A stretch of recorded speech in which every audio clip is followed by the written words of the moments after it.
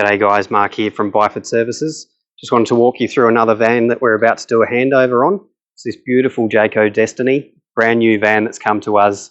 Client came in for Redfoot levelling so that they can set this thing up nice and easy, keep it all nice and stable, make sure that their seats all flow the right way, and save on their backs trying to set up the wind down legs that these things come with, which are only on the back. Whilst they were there, they were here in their initial consult, we talked about a solar upgrade and an inverter, which they decided to go ahead with and just get it all done at once. So we're privileged to have worked on this vehicle. As I said, got the Redfoot electric levelling system on it. So if Hayley comes in here, we can show you how that works. So at the moment where we're parked, controller's just inside the door here. This has also got a remote the client's already taken and put on his car keys, but we're sitting low at the front and on the driver's side.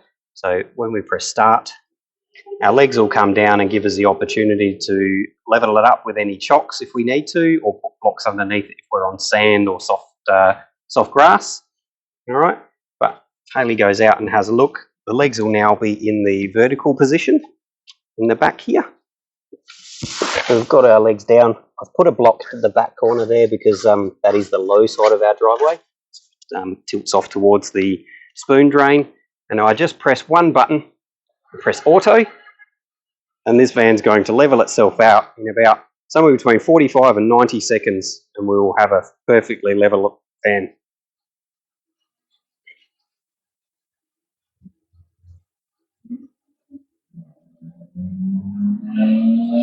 So while that's doing that, Hayley, if you come back up here, you can actually see the lights.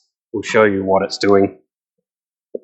When we're watching the display, we're currently low at the front and on the driver's side. But when it gets closer, it's actually going to show you where it's doing its fine tuning. It should be very close to it. Now the creaking and groaning that you may hear in the background is because this is running a torsion bar rear suspension. They're notoriously noisy when they're being extended and retracted.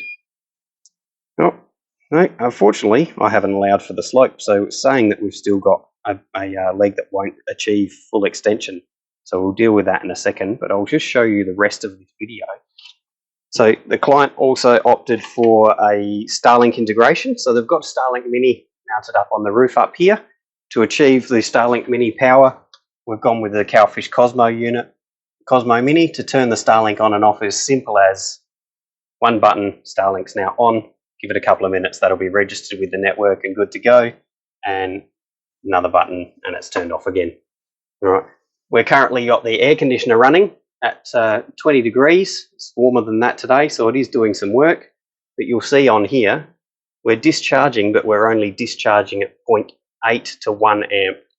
All right. Reason for that, the van solar is putting in about 12.5 to 13 amps, and we've done a 600 watt solar upgrade to this system, which I'll show you on the app here.